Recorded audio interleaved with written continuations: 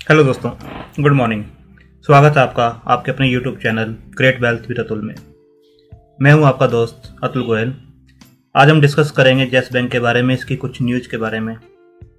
देखिए, सबसे बड़ी बात होती है जब भी हम इन्वेस्टमेंट करते हैं किसी शेयर के अंदर, तो उसकी छोटी बड़ी न्यूज़ के ऊपर ध्यान रखना हमारा काम होता है।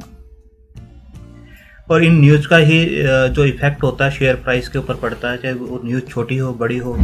इनसे ही न्यूज़ से फंडामेंटल्स बनते हैं और जो प्राइस एक्शन होता है इन्हीं न्यूज़ से होता है।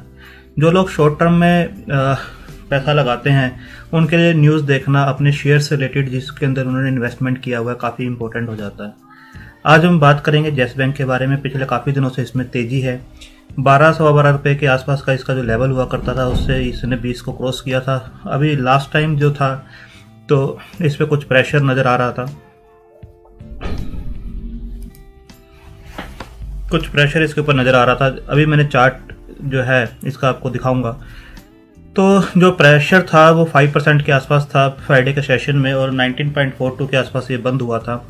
जो डे हाई था 20.83 का था और 19.42 के आसपास इसने डे का लो बनाया था। और आप देखिए बिल्कुल डे लो पे ये बंद हुआ है, 5% के आसपास नीचे बंद हुआ है और एनएसई पे भी 19.45 के आसपास ये नीचे बंद हुआ है।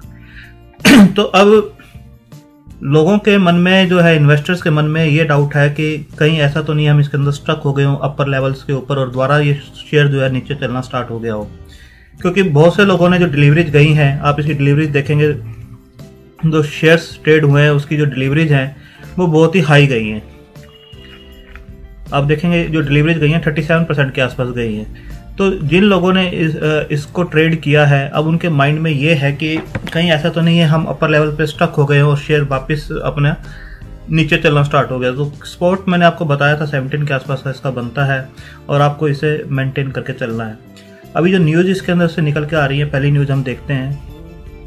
Yes bank sells 2.56% stake in coffee day group on Sical logistics. Yes bank has sold 15 lakh equity shares. आप देखिए फेस वैल्यू 10 पे, ये दिसंबर 11 को इन्होंने डिक्लेयर किया है। It has sold 15 lakh shares equivalent to 2.5% stake in Sical logistic. Yes bank has sold 15 lakh shares of face value 10। तो इन्होंने 15 लाख शेयर्स जो हैं इसके बेचे हैं मार्केट में और लास्ट ट्रंच जो इन्होंने बेचा है, the last tranche of sale being on 10 December. तो आप देखेंगे कुछ शेयर्स बेचे गए हैं और पैसा अकोमुलेट किया गया है वहां से। और सेकंड आप देखेंगे न्यूज जो है 10 दिसंबर की है।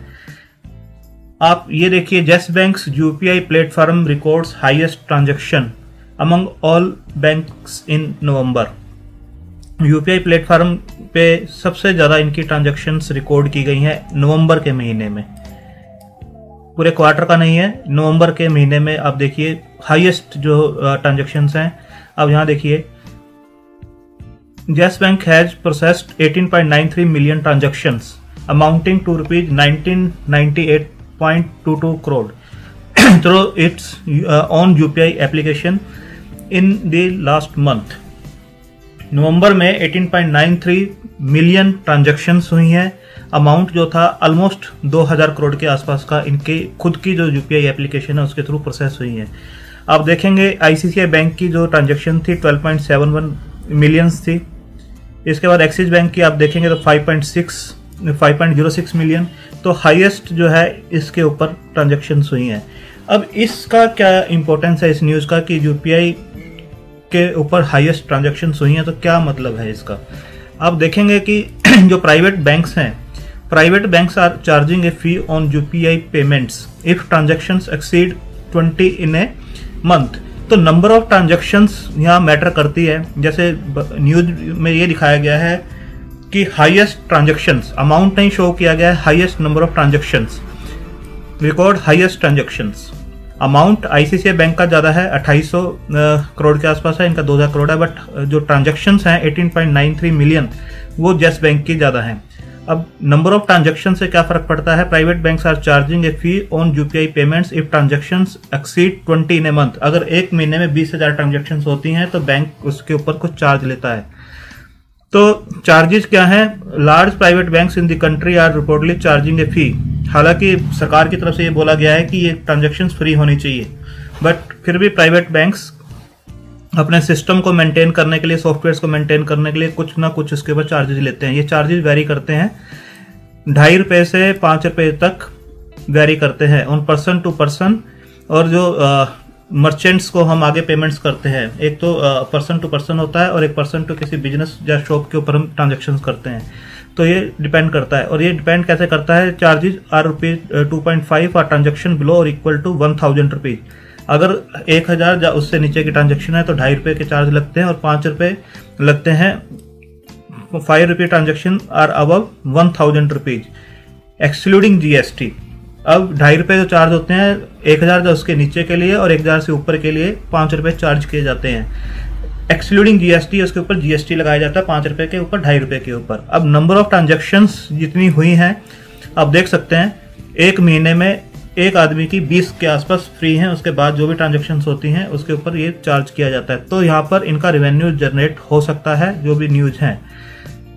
अब आप देखेंगे येस बैंक शेयर जो 8% के आसपास चढ़ा था, उसके पीछे भी एक ब्रिकवर्क जो रेटिंग एजेंसी है उसने इनकी जो रेटिंग को अपग्रेड किया था। तो brickwork rating upgrades rating of tyre 1 subordinated perpetual bonds based 2। तो इनकी जो रेटिंग को स्टेबल किया गया है। स्टेबल करने से क्या होता है कि इनको मनी अरेंज करने में जो बैंक आगे लोन देता है, उनकी जो बोरिंग होती है वो कम पैसों में मिलती है। तो इंटरेस्ट रेट जो होता है, जैसे ये 5% के ऊपर बोरिंग लेते हैं और आगे 7% के ऊपर देते हैं, तो इनकी जो स्टेबिलिटी है, रेटिंग, वो मैटर करती है इसके अंदर। तो आप देखेंगे न्यूज, सिंपली इस न्यूज के ऊपर ही स्टॉक ने रिएक्ट किया था, jump 8% after Brickwork rating upgrade rating to stable.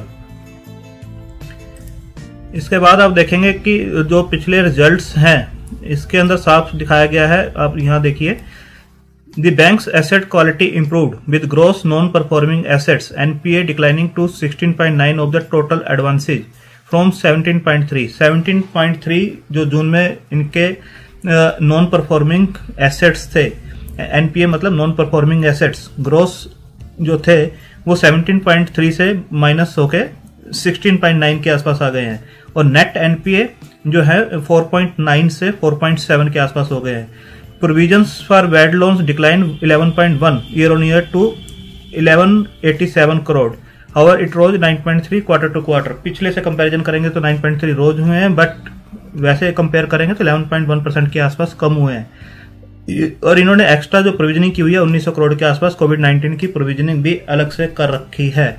तो आप देखेंगे कि जो शेयर प्राइस है, न्यूज इसके ऊपर अच्छी आ रही है, और जो बेस बनता है, देखिए जो रनअप होता है उसके बाद थोड़ा बहुत प्रॉफिट बुकिंग आती है। इसमें घबराने की बात नहीं होती है कि शेयर 5% डाउन क्यों गया, हो सकता है यहाँ से थोड़ा सा और भी डाउन जाए और उसके बाद रनअप ले। एक कंसोलिडेट करता है जब इतना शेयर भागता है। जिन्होंने 12 रुपए के आसपास शेयर्स लिए थे, इसके 12 साढ़े 12 के बीच में अकोमुलेट किए हुए थे, अगर शेयर 20 रुपए के आसपास पहुंचता है तो वहां पर उनकी प्रॉफिट बुकिंग हो सकता है आई हो 60-70%। जिनको सॉरी अच्छा प्रॉफिट हो रहा होगा उनकी प्रॉफिट बुकिंग आई होगी। तो जैसे जैसे प्रॉफिट बुकिंग आती है थोड़ा सा शेयर नीचे जाता है, यहाँ पर नए इन्वेस्टर्स ऐड हुए होंगे और वो आगे तक बने रहेंगे। तो शेयर हो सकता है यहाँ से थोड़ा सा प्रेशर फील करे, बट जो न्यूज आ रही है वो इस येस बैंक के लिए अब पॉजिटिव ही निकल के आ रही हैं। यूपीआई प्लेटफॉर्म पे हाईएस्ट जितने प्राइवेट बैंक्स हैं या दूसरे हैं उनसे सबसे ज़्यादा ट्रांजेक्शन्स हुई हैं। एसेट क्वालिटी इनकी इम्प्रूव हो रही है, और जो बैंक के जो रेटिंग है वो स्टेबल हो गई है। तो आप इसे वॉच लिस्ट में लगाइए, कंसीडर कर सकते हैं। धीरे धीरे जैसे जैसे करेक्ट करता है, छोटी क्वांटिटी में इसका शेयर उठाइए और होल्ड कीजिए। लॉन्ग रन में ये आपको अच्छा पैसा बना के दे सकता है। थैंक यू, धन्यवाद।